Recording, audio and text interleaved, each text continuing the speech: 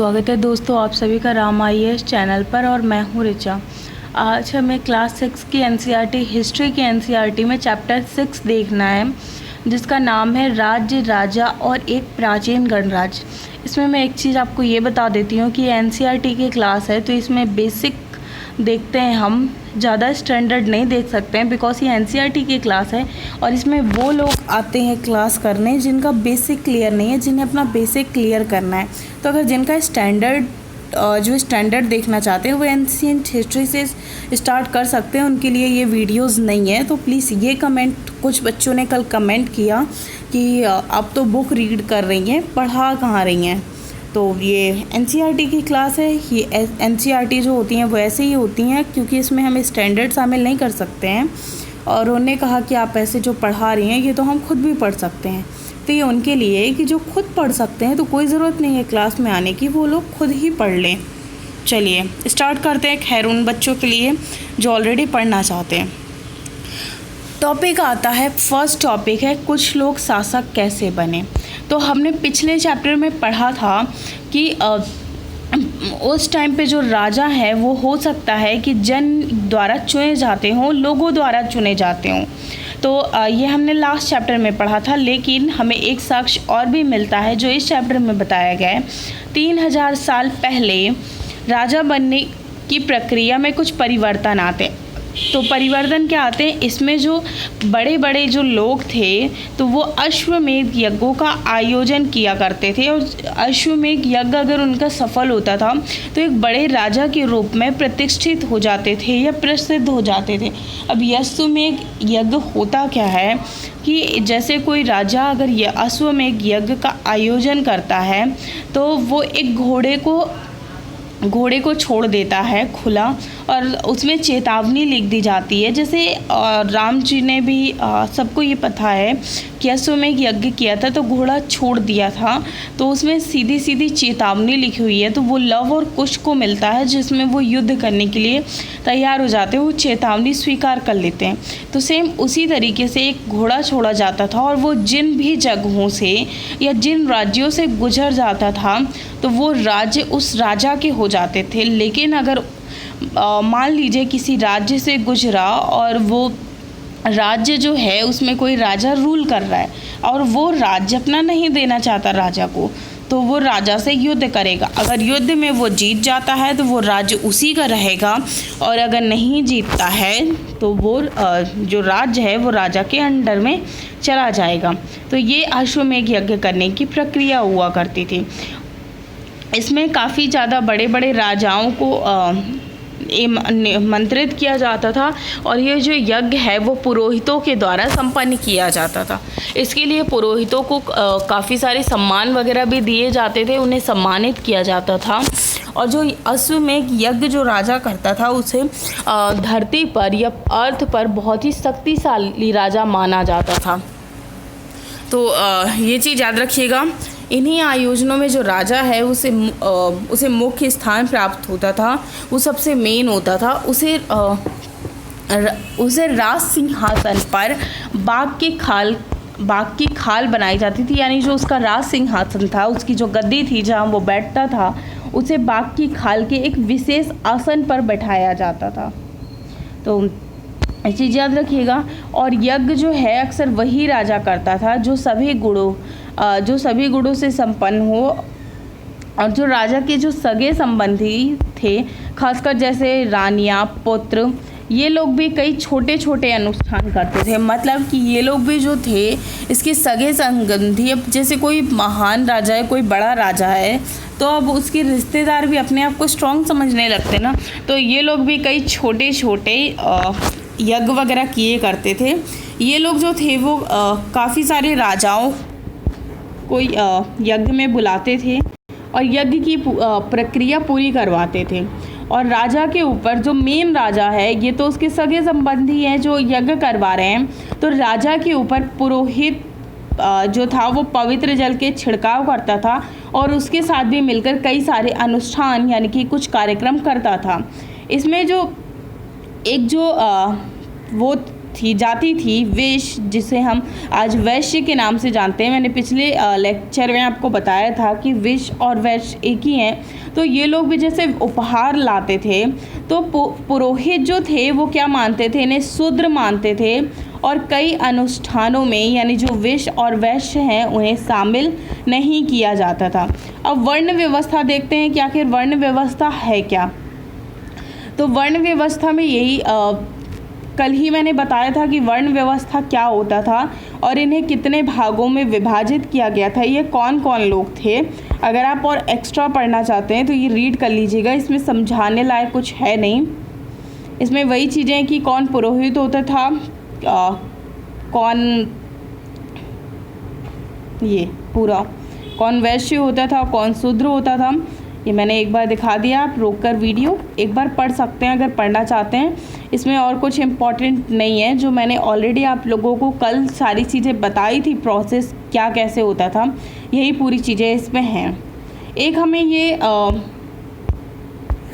ये बर्तन मिला है जिसमें हो सकता है कि ये क्या है, चित्रित धूसर पात्र है। इसमें इस पात्र में ज़्यादातर हमें थालियाँ और कटोरियाँ ही मिली हैं और इसकी जो सतह यानी जो नीचे वाला पोर्शन है वो काफ़ी चिकना और सुंदर है। तो इससे ये अनुमान लगाया जाता है कि हो सकता है कि जब उस समय जब घर में मेहमान आते थे तो लोग इस बर्तन का इस्तेमाल मेहमानों को खाना परोसने के लिए करते थे। तो चलिए हमारा नेक्स्ट टॉपिक है जनपद, जो काफ़ी इम्पॉर्टेंट है। अब जैसे पहले के राजा जो थे वो यज्ञ करते थे, फिर धीरे धीरे राजा क्या करने लगे, महायज्ञ करने लगे। तो अब जो महायज्ञ करने वाला राजा था वो जन के राजा ना होकर जनपदों के राजा माने जाने लगे। पहले जो राजा थे वो जन का राजा हुआ करता था, एक कबीले का, एक समुदाय का राजा हुआ करता था। लेकिन जब वो महायज्ञ करने लगा तो वो जनपदों का राजा होने लगा, यानी बहुत सारे जन को मिलाकर जनपद बनाए। तो जनपद जो है उसका शाब्दिक अर्थ क्या होता है, जन के बसने की जगह। जनपद का मतलब है जन के बसने की जगह, मतलब लोगों के बसने की जगह। अब इसमें जब पुरातत्वविदों ने खुदाइयाँ की तो यहाँ पर हमें कई सारी बस्तियाँ मिली हैं जिनमें हमें जनपदों का पता चलता है। जैसे दिल्ली में पुराना किला, उत्तर प्रदेश में मेरठ के पास हस्तिनापुर और एटा के पास अतरंजी खेड़ा, ये कुछ प्रमुख साइट्स हैं या कुछ जगहें हैं जो जनपद के रूप में हमें मिली हैं। उसे खुदाई से हमें ये भी पता चला है, जब पुरातत्वविदों ने खुदाई की तो जो लोग थे वो झोपड़ियों में भी रहते थे, साथ में मवेशी और अन्य जानवर भी पालते थे। यानी यहाँ का जो समाज था वो पूरी तरीके से श्रेष्ठ नहीं था।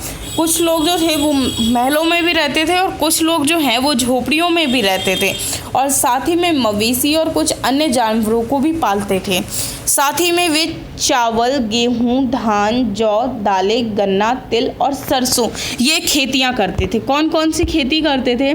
चावल, गेहूँ, धान, जौ, दालें, गन्ना, तिल और सरसों, ये इनकी खेती करते थे। साथ ही में लोग जो थे वो मिट्टी के बर्तन भी बनाते थे। मिट्टी के बर्तन जो थे वो धूसर और लाल रंग के हुआ करते थे। यानी ये जो इस टाइप की ये जो मिट्टी का बर्तन ये दिया हुआ है, तो इसमें किस किस का धूसर का और लाल रंग का प्रयोग किया जाता था। इसमें कुछ और जब पुरास्थलों की खुदाई की गई तो इसमें कुछ और विशेष प्रकार के भी बर्तन मिले हैं जिन्हें चित्रित धूसर पात्र के नाम से जाना जाता है। और यही जो पात्र है, यही जो इमेज है, वही चित्रित धूसर पात्र की इमेज है। तो इसमें इन बर्तनों में चित्रकारी की जाती थी, लोग रेखाओं का प्रयोग करते थे, ज्यामिति आकृतियाँ भी इनमें बनाते थे।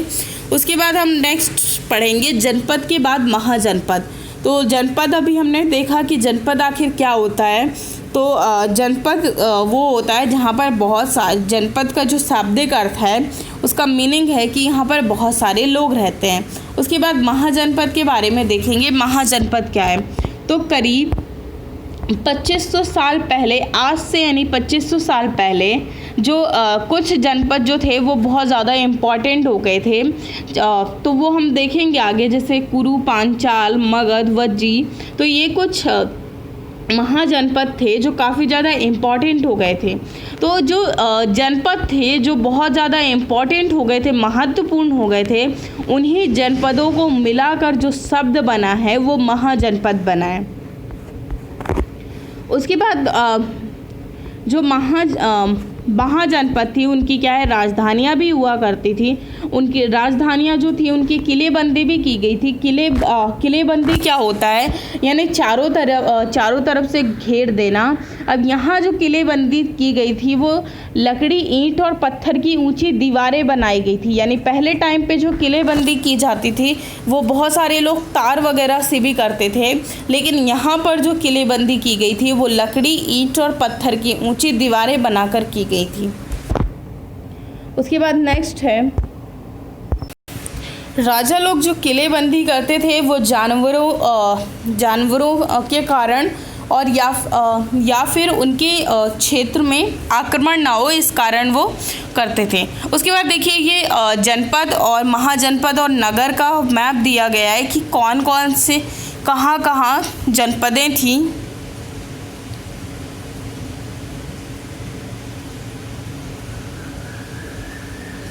तो ये एक बार आप पूरा देख लीजिएगा इसमें, और ये कुछ नदियाँ भी दी गई हैं कि कौन कौन से जनपद में कहाँ से कौन कौन सी नदी बहती है।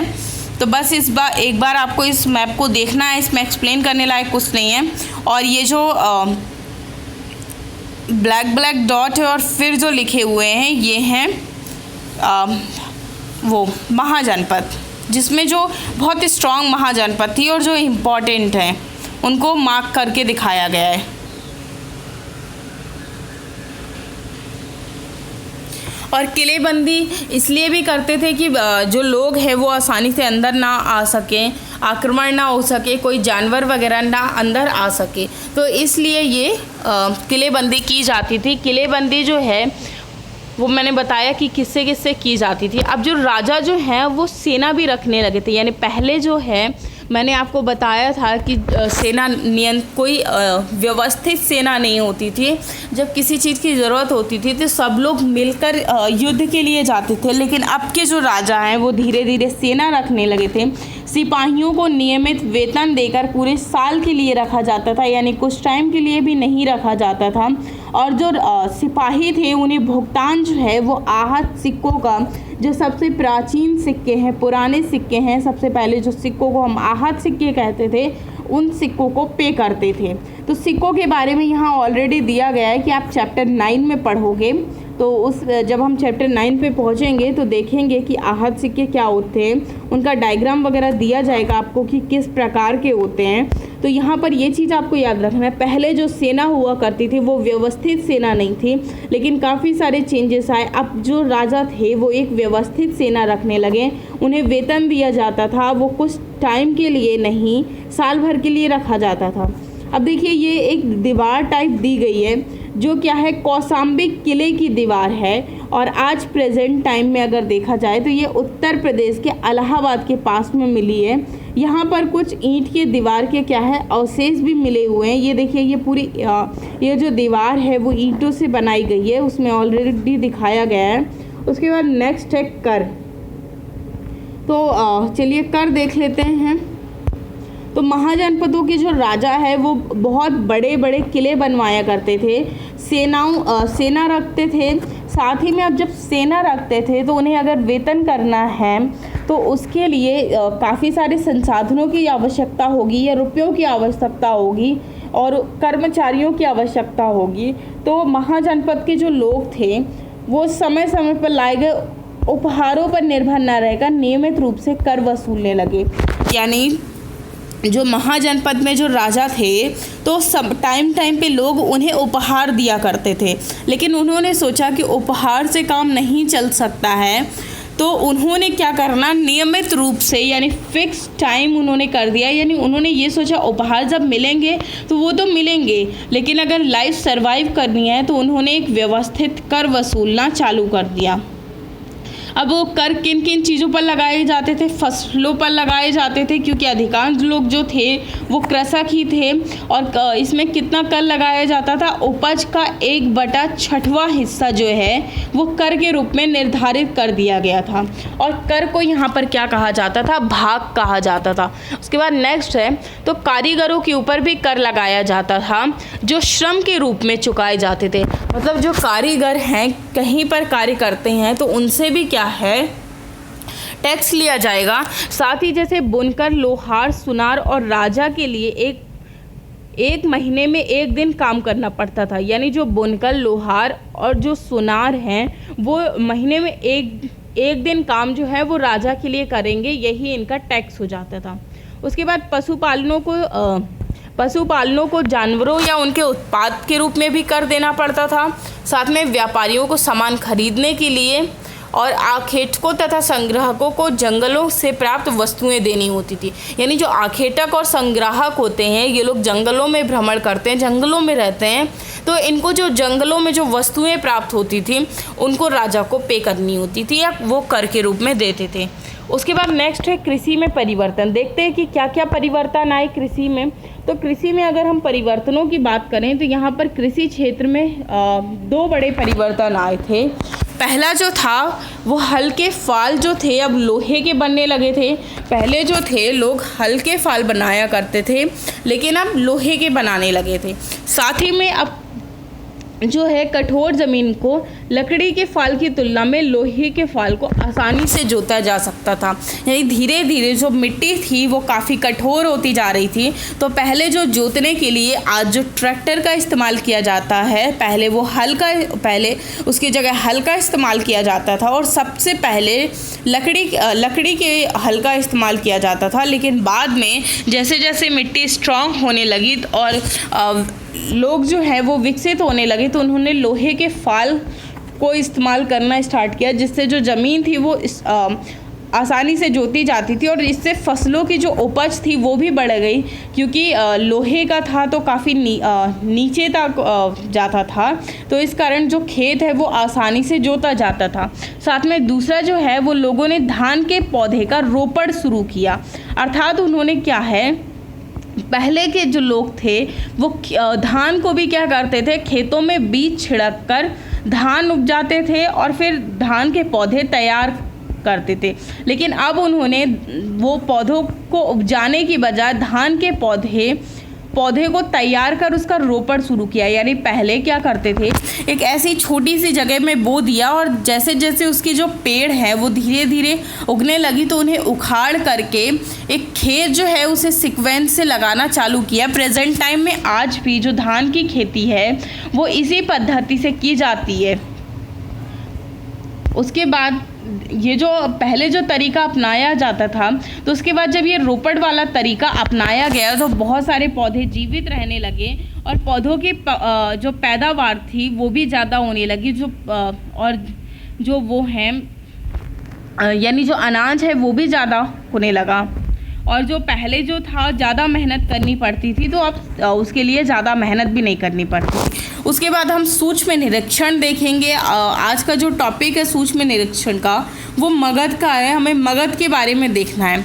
तो लगभग मगध जो था वो काफ़ी बड़ी महाजनपद थी, काफ़ी इम्पॉर्टेंट थी, सबसे महत्वपूर्ण। धीरे धीरे 200 सालों के भीतर ही जो मगध जो था वो एक महत्वपूर्ण जनपद बन गया था। जो गंगा और जो सोन नदियाँ थी वो मगध से होकर ही बहती थी। साथ ही में यहाँ का यातायात, जल वितरण प्रणाली और ज़मीन जो थी वो काफ़ी ज़्यादा उपजाऊ हो गई थी। यही कारण जो था वो मगध जो था वो काफ़ी इम्पॉर्टेंट हो गया था। साथ ही में मगध का जो एक हिस्सा था वो जंगलों से भरा हुआ था, पूरा जंगल था साइड में, तो यहाँ पर जो रिसोर्सेज थे वो भी काफ़ी ज़्यादा थे। साथ ही में यहाँ पर सेना में जानवरों की आवश्यकता भी नहीं पड़ती थी, क्योंकि जंगल था और जंगल में यहाँ पर हाथी जो थे वो काफ़ी ज़्यादा मात्रा में थे, तो हाथियों को पकड़कर उन्हें प्रशिक्षित किया जाता था और फिर अपनी सेना में इस्तेमाल कर लेते थे राजा।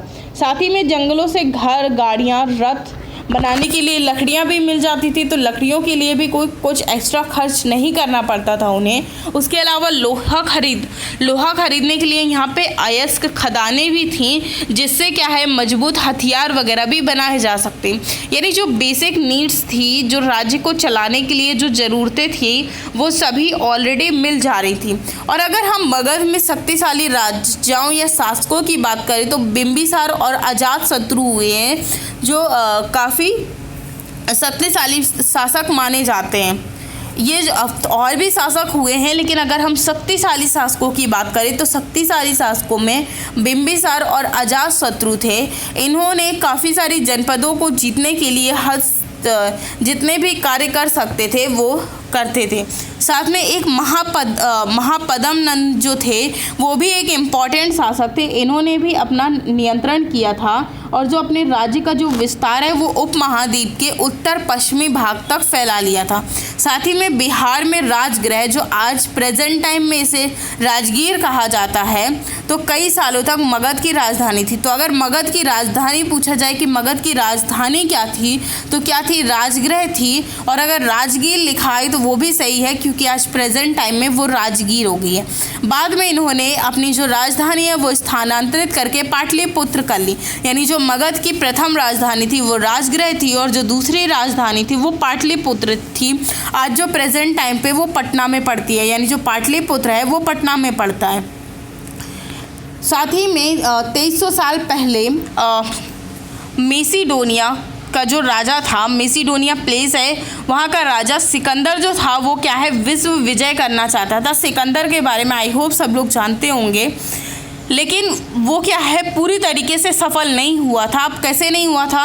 वह जो था वो मिस्र और पश्चिमी एशिया के उसने काफ़ी सारे राज्यों को जीत लिया था और जीतता हुआ मिस्र से पश्चिमी एशिया से होते हुए इन्हीं सभी राज्यों को जीतते हुए वो भारतीय उपमहाद्वीप में व्यास नदी के किनारे पर पहुंचता है, जहाँ पर क्या है लेकिन उसके जो सिपाही थे वो अभी तक थक चुके थे, पूरे तरीके से हार चुके थे।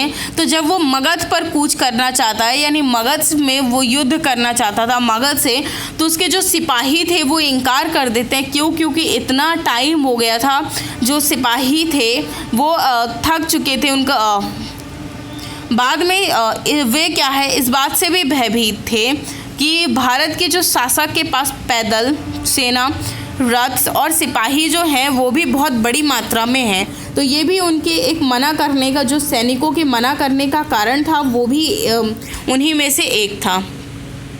उसके बाद देखिए जो गण है उसका जो प्रयोग है वो कई सदस्यों वाले समूहों के लिए किया जाता है। यानी मतलब कि कोई समूह है, उसमें बहुत सारे सदस्य मिलकर कार्य करते हैं या बैठक करते हैं। और संघ जो है वो संगठन या सभा होती है। उसके बाद दूसरा जो देखेंगे वज्जी के बारे में देखेंगे। तो जब मगध जो था वो शक्तिशाली जब राज्य बन गया था, तो वज्जी जो था वो भी क्या है उसी के पास ही में था, जिसकी जो राजधानी थी, वज्जी की राजधानी क्या थी? वैशाली, जो आज प्रेजेंट टाइम में बिहार में पड़ती है।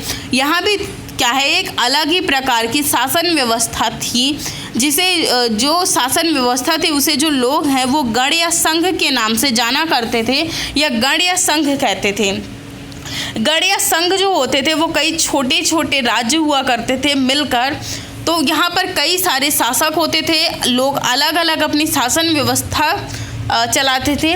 इसमें जो प्रत्येक व्यक्ति जो होता था, जैसे लोग जो हैं वो एक साथ शासन करते थे, तो इसमें जो प्रत्येक जो व्यक्ति है वो क्या कहलाता था? राजा कहलाता था।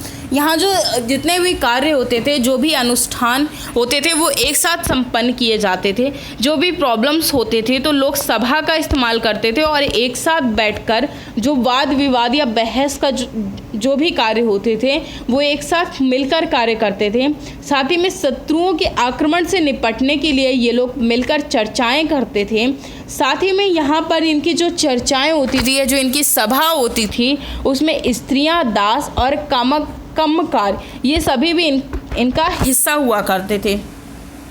साथ ही में बुद्ध और जो महावीर हैं वो भी इसी संघ से संबंधित थे या इसी गढ़ से संबंधित थे। ये हमें किससे मिलता है? ये हमें बौद्ध साहित्य के संघ के जो बौद्ध साहित्य का जो संघ है उससे हमें इस बात का पता चलता है।